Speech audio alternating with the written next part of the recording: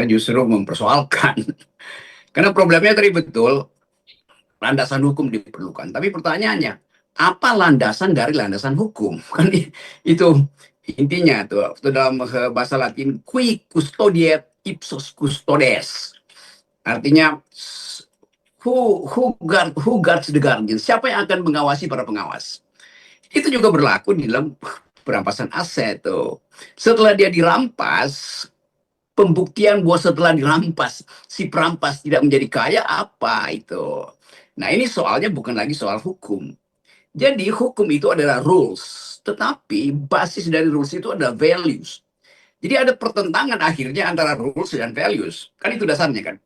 Kenapa orang nggak percaya, atau minimal mereka yang riset dengan panjang tentang kultur politik kita, setelah dirampas, itu mau dikasih ke siapa rampasannya? Kan itu dasarnya tuh. Jadi orang curiga di situ. Sama dengan soal Agrinas lah. Setelah tanah-tanah ini diambil negara melalui keputusan presiden, lalu mau dikasih ke siapa? Konservasi ya oke, balikin ke harimau, balikin ke semut, balikin ke ular, balikin ke rakyat. Kan nggak jelas kan? Karena nggak ada ketetapan di situ bahwa setelah dirampas tanah-tanah ini mau dikasih ke siapa, balik lagi pada oligarki akhirnya. Demikian juga soal korupsi tadi itu, undang-undang perampasan aset tanpa ada democratic values dia berubah jadi lain korupsi baru.